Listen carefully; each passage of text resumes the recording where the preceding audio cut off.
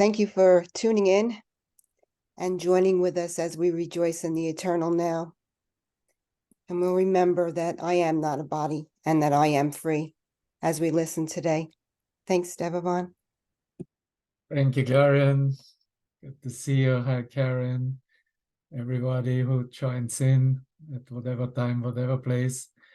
We are joining the Master Teacher's Mind today in the Great Experiment series. And it's for all those who are already yearning to hear him about more of his science mind and how he approaches science with this connection with the Holy Spirit as Holy Spirit. And it is a demonstration of how that mind that thinks with the Holy Spirit also, we could call it, thinks quantum. And so the title of the video is The Joy of the Heisenberg Uncertainty Principle. The German quantum scientist, those who know it a little bit.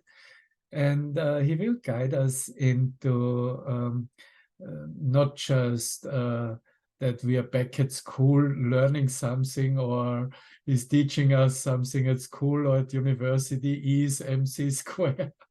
But of course, he will show us that there is a completely not just way of different thinking, but of course also the experience is different than what we know of as the human experience.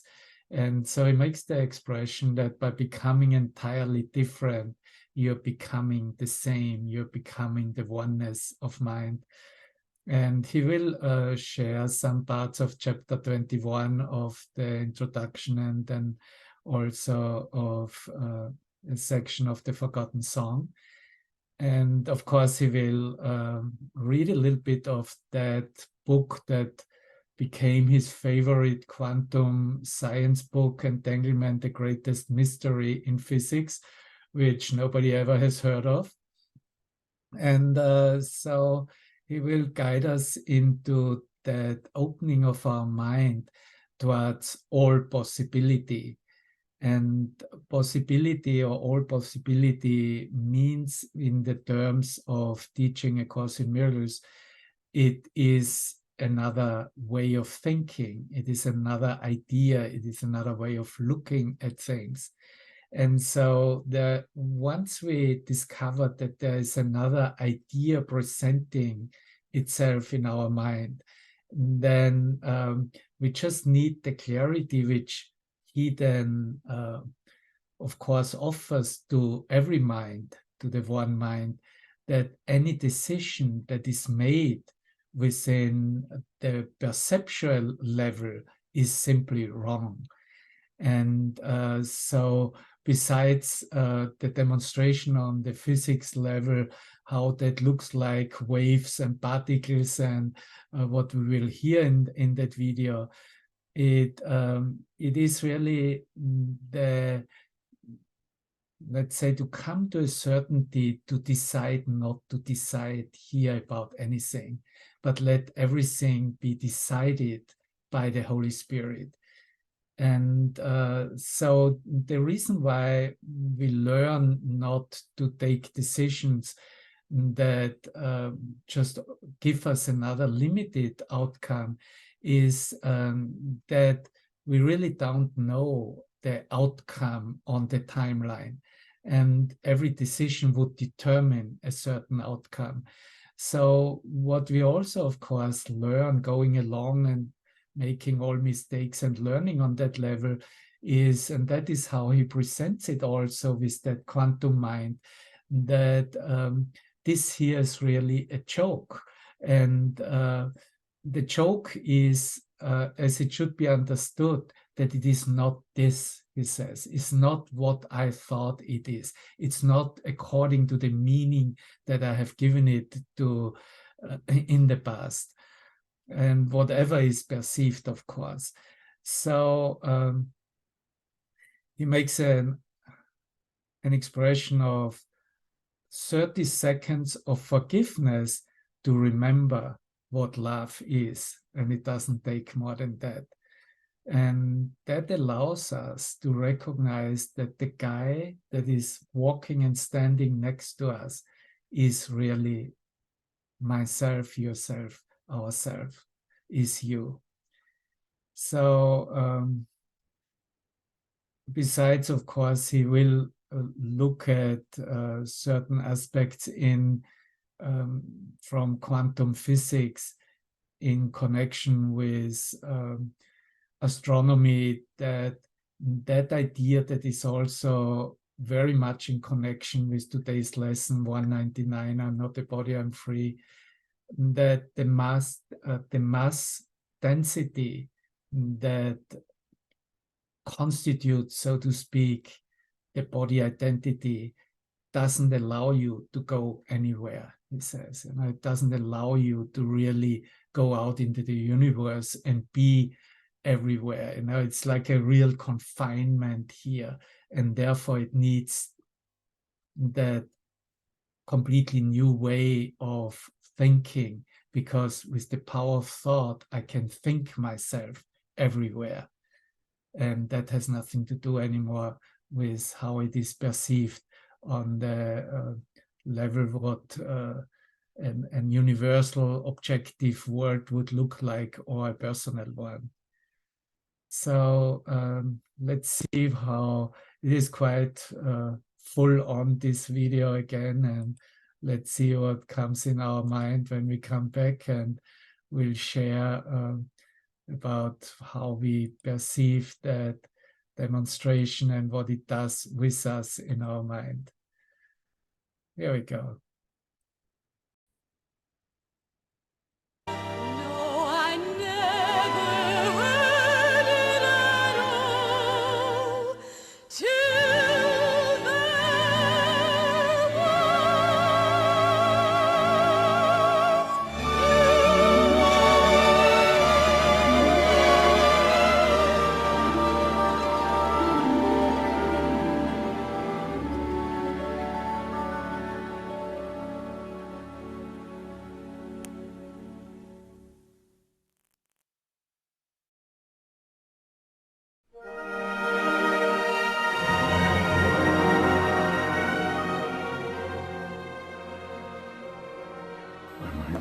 Decided to stay. Come on in and gather around with me. Let's examine the possibility that the concept we have of ourself can be shared by observation of ourself in concepts of how we're the same rather than different.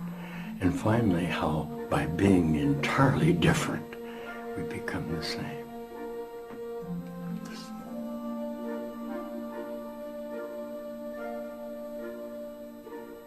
Listen with me about being certain in your uncertainty. Projection of the visualization of your idea of light form makes the perception that you see. The world you see is what you gave it. Nothing more than that. But though it is no more than that, it is not less, is it? Therefore, to you, it's going to be pretty important, isn't it? It's the witness to your state of mind. It's an outside picture of an inward condition. Look with me. As a man thinketh, so does he perceive. Therefore, seek not to change the world, but choose to change your mind about the world. Because perception is the result and not a cause, and this is why I'm teaching Heisenberg uncertainty. And that is why order of difficulties in the idea of miracle of conversion of light becomes meaningless. Everything looked upon with vision is healed and holy. Nothing perceived without it means anything. And where there is no meaning, there's going to be chaos in the matrix of being uncertain about who you are. Damnation, the idea of pain and loneliness and death in your conceptual self, is your judgment on yourself. And this you will project upon the world. See it as damned and all you see is what you did to hurt the Son of God. Listen with me. If you behold disaster and catastrophe, you obviously tried to crucify yourself in the idea that you're a body. If you see holiness and hope and ideas of solution in joy and happiness, you joined the will of God to set him free. Listen, there is no choice that lies between these two decisions, and you will see the witness to the choice that you make and learn from this to recognize which one you want to choose. Very simply, because what I am offering you is a whole new idea that the power of another decision that you can make has become present with you in a location.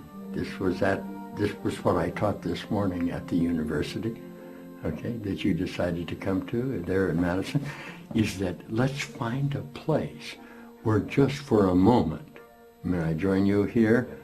Now, it isn't that I'm going to be certain about the solution that I find in this location, but it is an idea that the condition from which I appear to suffer is not being caused out in the world. Okay. The mechanics by which I recognize division in the increase in vibratory ideas of light fabrication of what I want to see, in the images by which I organize my mind in ideas, would make the idea of separate human bodies seem possible. Yet there is no question that in the uncertainty principle being described in the mechanics of the mechanism by which I am reaching decisions about myself, and I think there's a joke coming up in here, because suddenly I felt an intense idea, all right, of someone over here saying, "Hey, me, what the hell is this guy talking about?" What the hell is this guy talking about? I'm sure you want to see. I'm talking about you. The Heisenberg uncertainty principle says you're getting the result of your own mind, but it's never true. By the time you get it and organize it into a place, the place is no longer there. Not only do multiple places then not only lead to increase in chaos, they multiply in what you term space-time. Should I teach for about 2 minutes? Say to me, death. Yeah. Say it again. What you're telling me is you organize yourself in your body formulation, live out a sequence of time with other bodies that you identify in reflection of yourself, and you tell me that, well, you can't be certain about who you are. By attempting to find the certainty, you justify the idea that your location somehow remains different from the entirety of the idea of the organization of the certainty of who you cannot not be. You listen with me. Everything that I am offering you is already in your mind. Yet when you approach it from the scientific idea of quantum revelation, it inevitably will dissolve in the mechanics of what constitutes the idea that you're whole, that you're perfect, and that you're loving, except the admission within your own mind that it's possible.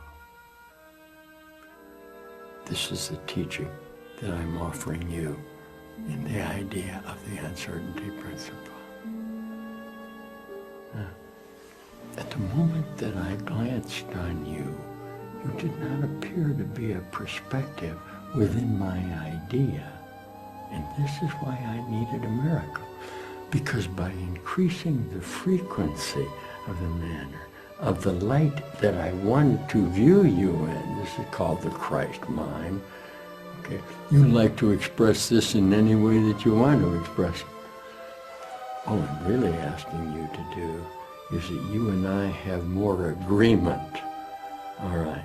about what the reality of life is by admitting that we can't solve the problem within what we believe the problem can be solved in. The Heisenberg uncertainty principle says very frankly that every time you solve the problem, you'll be wrong. And the reason you'll be wrong is you cannot not believe in your concept of yourself that you solved the problem. The Course in Miracles teaches you in the idea of a requirement that you solve the problem by loving your neighbor, and I'm using this in Heisenberg, that I discovered that the love that I'm expressing is actually only for who? Myself. Say it again.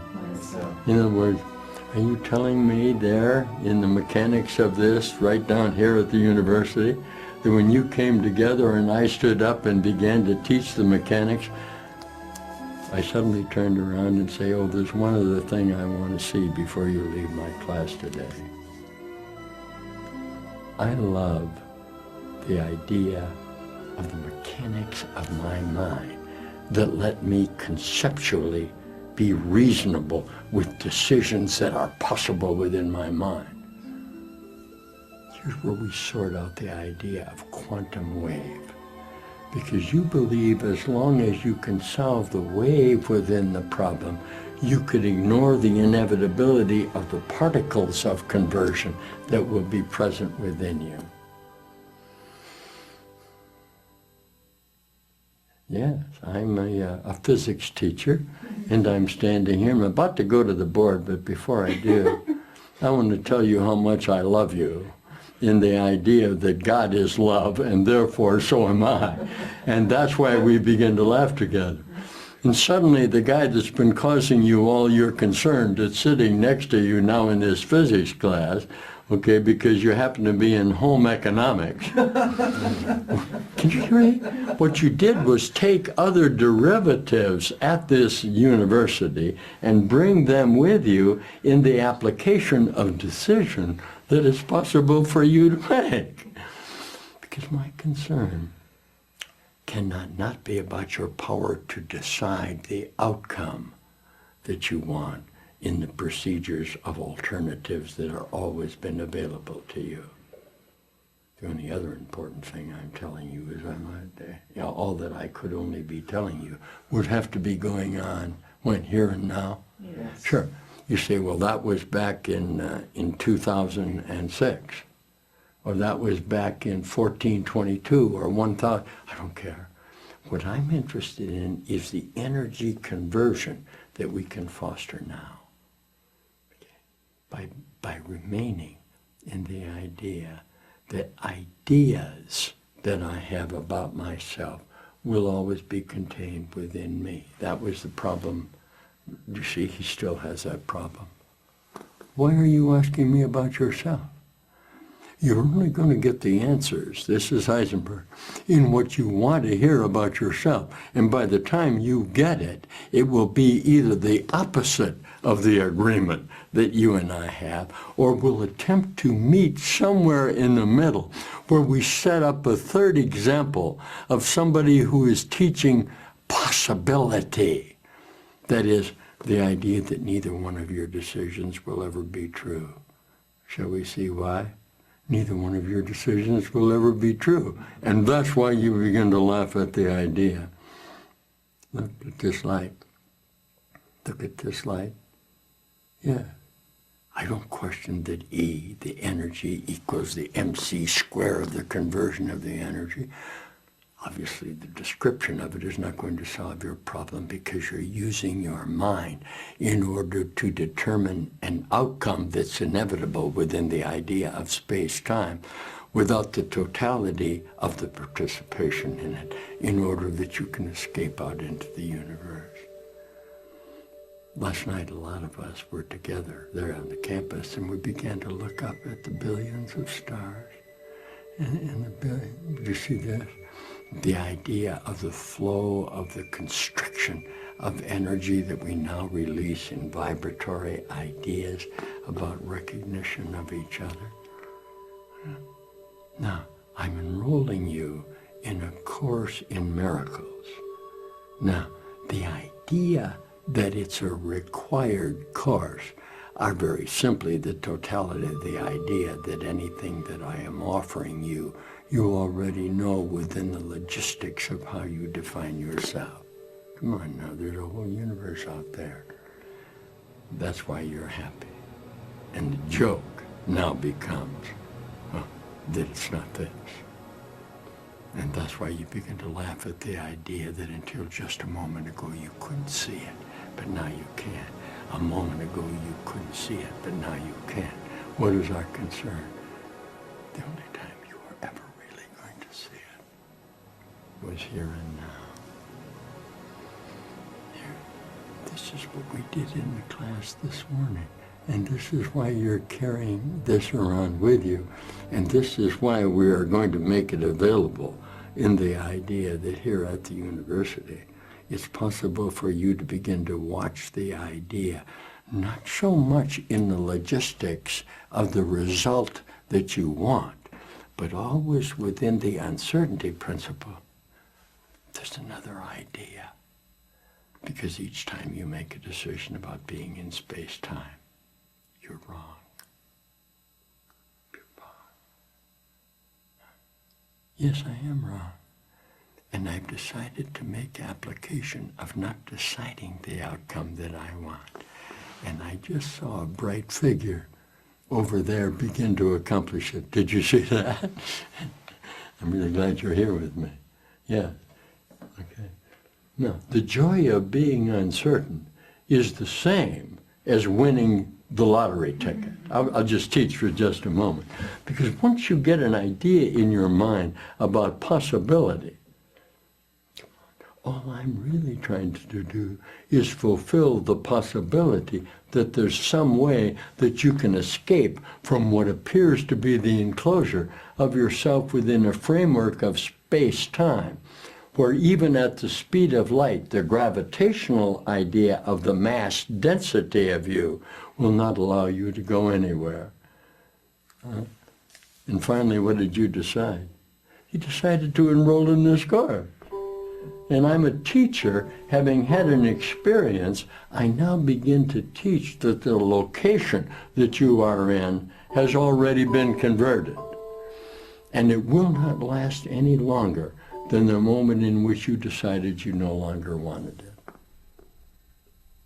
Quantum adventure in the idea of the Holy Spirit of tachyon field of light energy that's bringing about your conversion. Listen to the reasonableness that each time you construct it, you begin to practice the miracle that it's possible to convert it and look at somebody who you previously had projected from yourself and see him entirely differently than you just saw him. Listen.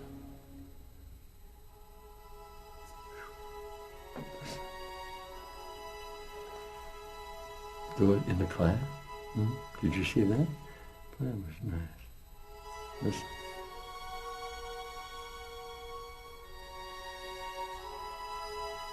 Quantum mechanics is the strangest field in all of science. From our everyday perspective of life on Earth, nothing makes sense in quantum theory. The theory about the laws of nature that govern the realm of the very small, as well as some large systems such as superconductors. The word itself, quantum, denotes a small packet of energy, a very small one. In quantum mechanics, as the quantum theory is called, we deal with basic building blocks of matter. The constituent particles from which everything in the universe is made is no regard to the number of particles that you accumulate. These particles include atoms, molecules, neutrons, protons, electrons, quarks, as well as photons, and all of the basic units of light. All these objects, if indeed they can be called objects, are much smaller than anything that the human eye can see. At this level, suddenly, all the rules of behavior with which we are familiar no longer hold. Entering this strange new world of the very small is an experience as baffling and bizarre as Alice's adventure in Wonderland. In this unreal quantum world, particles are waves, and waves are particles. A ray of light, therefore, is both an electromagnetic wave undulating through space and a stream of tiny particles speeding toward the observer, in the sense that some quantum experience or phenomena reveal the wave nature of light, while others the particle nature of the same light, but never both aspects at the same time. And yet before we observe a ray of light, it is both a wave and a stream of light, and this is what I am attempting to teach you. And I'm going to read you just one more idea about the observation of yourself, in the particulars by which the concept of yourself that is always over and not yet there can demonstrate a moment of the entirety of the return of the possibility that here and now is when I intend to love you, with the idea that the reasonableness of me, while it doesn't involve love, certainly does not involve the idea that I'm going to have to remain in conflict when the phenomena of me contains only mass energy ideas that deny me access to the entirety of the universe. Listen, listen with me. Listen to this.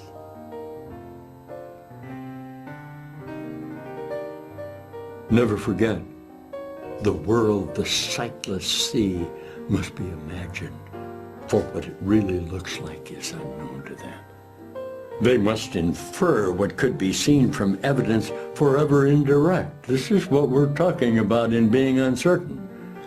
And reconstruct their inferences as they stumble and fall because of what they did not recognize, or walk unharmed through open doorways that they thought were closed. So it is with you. You can't see anything. Your cues for inference are wrong, and so you stumble and fall down upon the stones you did not recognize, but fail to be aware you can go through the doors you thought were closed, but which stand open before unseeing eyes waiting to welcome you. How foolish. Okay, no wonder I'm laughing at you. Is it to attempt to judge what could be seen instead of trying to judge what it looks like within your idea of yourself? It's not necessary to imagine what the world must look like. It must be seen within your conversion of energy before you can know what it is. Now, you can be shown which doors are open, and you can see where safety lies, and which way leads from darkness and which to light. But you listen to me. The judgment of your concept will always give you false direction, but vision shows you where to go, so why should you have to guess? You listen with me. The blind become accustomed to the world by their adjustment to it. They think they know their way about in it. They learned it not through joyous lessons, but through the stern necessity of limits that they believe they could not overcome. And still believing this, they hold these lessons dear, and they cling to them because they can't see, and this is why we're laughing. They do not understand the lessons are keeping them from seeing who they really are. They don't believe this. And so they keep the world they learn to see in their imagination, believing that their choice is this or nothing. They hate the world. They learn through pain. And everything they think is in it serves to remind them that they're incomplete and bitterly deprived, and they define their life where they live, adjusting to it as they think they must, afraid to lose the little that they have. So it is with all who see the body as all they have. They try to reach each other, and they fail, and they fail, and they fail again, and they adjust to loneliness, believing that to keep the body is to save the little that they have. And this is the attempt that you have made up until this moment. And the idea, I'm going to use the word cue, the idea that you have been given a reference within your mind where it's possible for you to convert the idea of where you are holding the restriction of yourself in the conversion of the mass density of your mind. What happens? You begin to recognize individuals who are undergoing mutual experiences of the conversion of their own mind. Now, when you came in with me this morning into the idea that I am teaching the Heisenberg uncertainty, all you really did was admit that the reflection of light of the mass density by which you have been held in the gravity of the idea of the exposure of dark energy simply is not true. We had a lovely class that some of you ran, not only in the holographic universe, which is going to be one of our future classes, but in the idea of dark matter, in which you depend on the dark matter to get a reflection that justifies the idea in the limitations that you find about your human condition.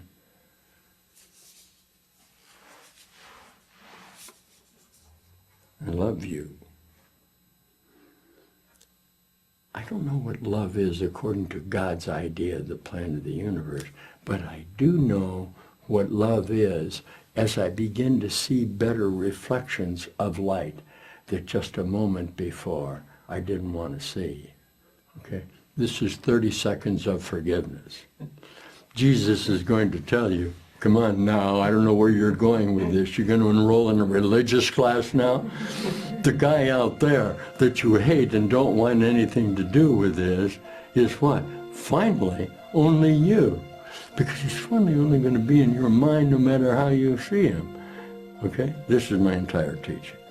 All that I'm really showing you is that for you within the quantum idea of the conversion of the mechanics, where just a moment ago you couldn't see, there you are. And there you are again. And there you are again. And there you are again.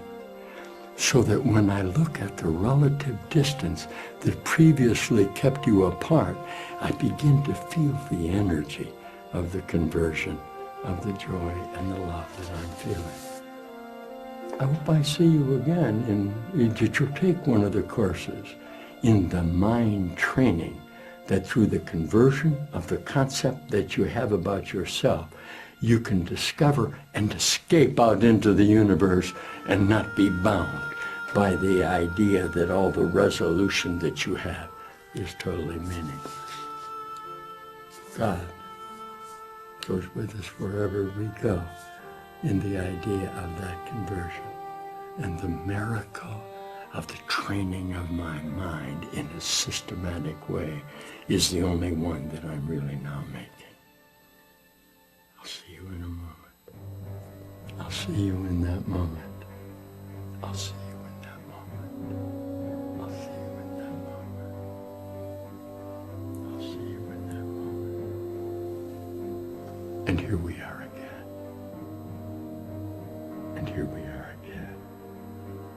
And now there's only joy and happiness and love in the solution that was in your mind. Thank you. I'll see you in just a moment. Right here and right now. Right now. And right here.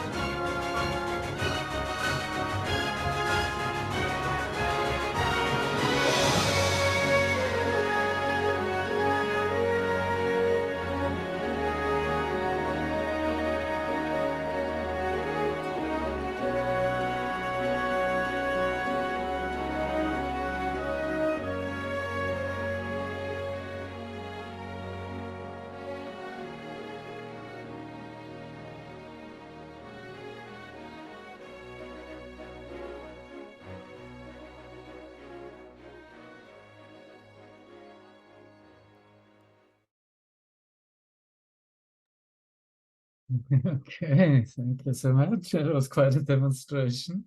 There's lots of light. So let's see what we want to share, what is in our mind. Wow, that was absolutely fabulous and brilliant.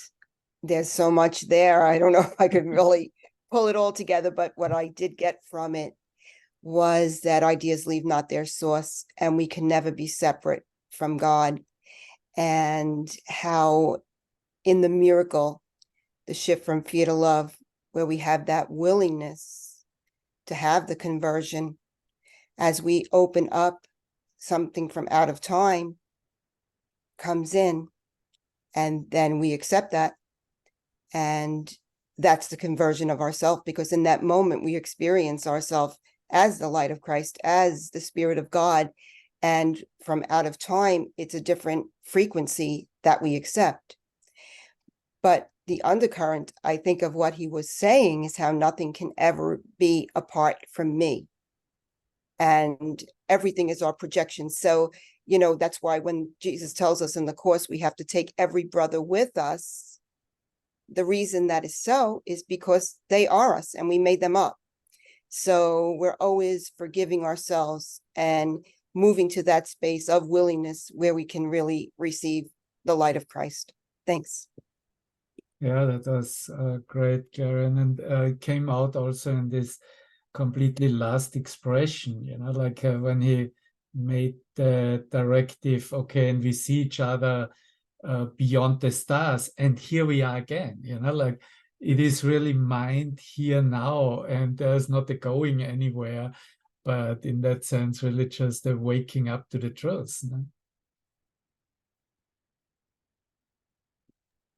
Yeah, that ever-present eternal now is all there is. And today's lesson also had something about innocence. And I think that's the undercurrent. Once we recognize our own innocence, that's what we are projecting. And then that transfer comes to everyone. So as we receive, then we truly share. It was in there, declare your innocence and you are free. That was in today's lesson, which I think the innocence is really the connection to the Christ within, the I am withinness. Thanks. Thank you.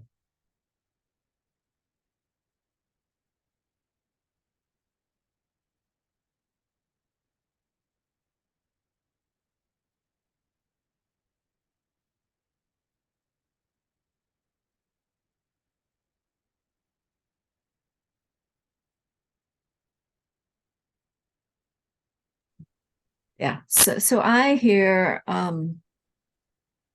what really lands home for me is recognition of the principle, there's no order of difficulty in miracles, and all power is given unto me in heaven and earth. Because any thought about an idea of a pinpoint by the Heisenberg principle, pinpointed place at a pinpointed time, it is not possible. I mean, it's if we let go of every past thought and just be in the uncertainty of the surprise of the present moment, and just be in the moment without without holding on to any thought except the desire of our heart and the love of God, then we'll always be given greater and greater good and a miraculous experience. And I really that there's an awareness that the only thing that keeps the miracle away from us is holding on to past ideas, or trying to pinpoint things, or trying to categorize them, put them in a box. And you can't do that. It's totally open and free. And when we let go, there is absolutely nothing that you cannot experience or be or have, and we don't have to be locked in this. This is a completely freeing idea that is expressed in this video I mean, that's what I took in more than anything, is I just kept thinking there's no order of difficulty in miracles. This is totally, all power is given unto us in every moment, because we just, it's all love, and it's just the freeing experience of really pure love. It's love of self by being a pure, open expression of yourself and not holding back because there's nothing outside of you. So just go ahead and love yourself completely in the totality of yourself, and be in the joy of every moment, knowing that you're not going to hold on to any of them. They're just always moving and free. And it's a wave and it's a particle. And for when you look at it for a second, but then it's a wave, you're riding the wave. That's finally what undoes the containment of ourselves, the stuckness of ourselves, this freedom. And yet we're so, it's so hard to let go of all our past ideas and to ride that wave and to enjoy the particle experience in each moment, and let go again for the next moment. I don't know, but What comes to my mind, it's a freedom video in my mind. what comes to my mind is also it is expressed in the rebirth, no? Like that rebirth is what makes the difference, no? And I mean, we're in the video also, no, the guys at the camera and they laugh, no? And he makes, well, you're coming here at the University of Wisconsin and I'm teaching here the physics, but you come with your mind believing you're in an economics class, no?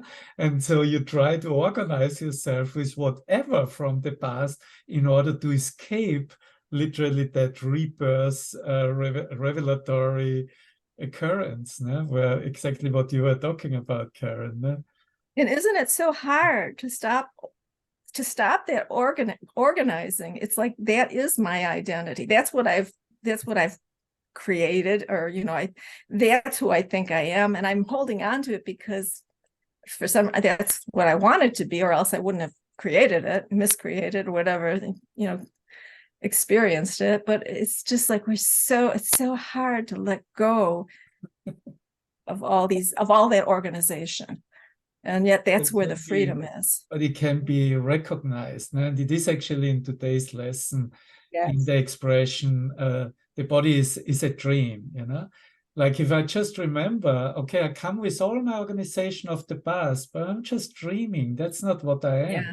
That doesn't determine me. I am free. That same moment I remember that. No? Yeah, Yeah, beautiful sharing. And it does say in today's lesson, freedom must be impossible as long as you perceive yourself as a body, or something along those lines. And I love what you said, Karen, also about the no order of difficulty in miracles, in that, it's just, there's no order of difficulty because it's all illusion. And I made reference to this the other night. Someone might have a hangnail and someone else may have something that we perceive as a bigger problem. And it's really the same thing because it's part of the dream. And that once we need to recognize that, that we're dreaming, then we can be free to change our mind and, I guess we'll say, escape from this imprisonment that we put upon ourselves. And we really know that we can always release that imprisoned splendor in that holy instant where we accept ourselves as the Christ. Thanks. Thank you.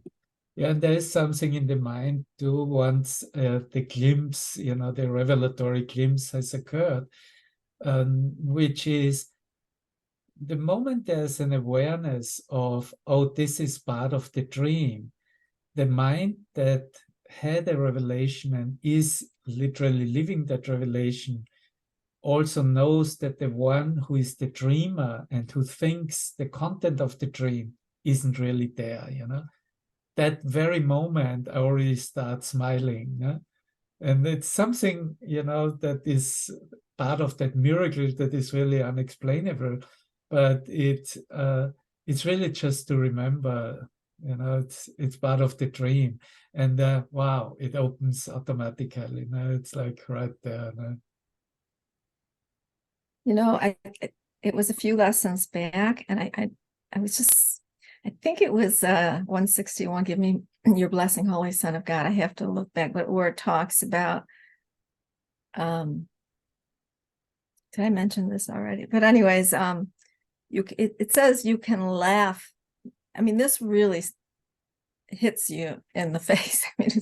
I mean, you really have to, Jesus says you can laugh at suffering, you can laugh at pain, you can laugh at starvation, all these ideas. And it just sounds so like terrible to the idea of laughing at them. But the only way you can laugh at it is if you finally step in to that space where you do really feel this is me dreaming, and this is nuts. Why am I dreaming this? And I can step out of that, and I do have to ask for a better reflection and ask for help, but also be light with it, because the final bottom line is it's not real, and you can laugh at it if you really take that in, that it's not real, and you can experience much greater wonderful ecstatic experiences than that. We're free. We can ride that wave. Go ahead. I'm sorry, Gloria. That's okay. I think we can really learn to laugh at the entire dream once we recognize that it has no effect on I am. So again, as we connect with that mystical, omnipresent I am awareness and spirit, then we recognize that nothing outside or seemingly perceived outside us has any effect on that spirit that's in a state of grace forever, and that I am. And I really believe that that's the happy dream. And we walk around here and we recognize that no bombs, no wars, nothing has any effect on I am. So that's our goal, the attainment of inner peace. But the inner peace comes with the recognition of our identity as the Christ. Thanks. Yeah, and within where it is perceived, I had someone also when it is perceived as okay within the dream, this becomes really hilarious and ridiculous and funny in the sense of, because there's not the identification there anymore, but really the core of beingness. And that of course there's part of the transformation is still to first get it that the joke is on me, and not about something. I'm not laughing at somebody. I'm really laughing at my own action of what I believed to be real for so long, and that is a completely different thing than to have it in separation as a joke or as a funny situation. Right. Yeah. The recognition we're doing this to ourselves, the secret of salvation. Yeah. Yes.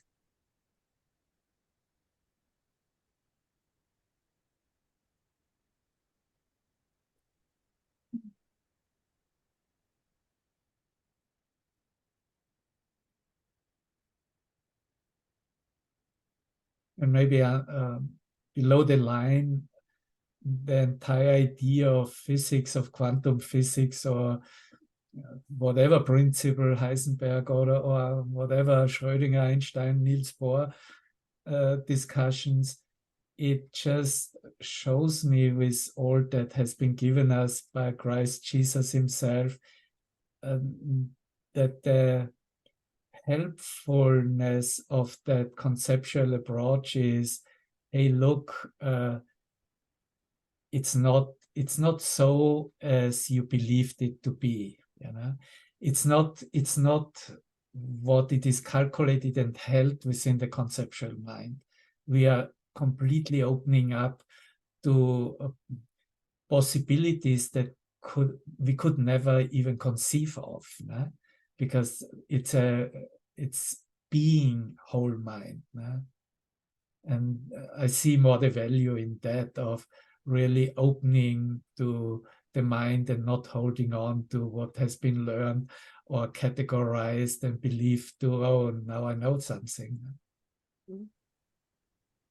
Yeah, that comes back also to knowledge, which is not acquiring information, but the spirit of oneness and the infinite possibilities, that just because we don't seemingly know that something is happening doesn't mean it's not.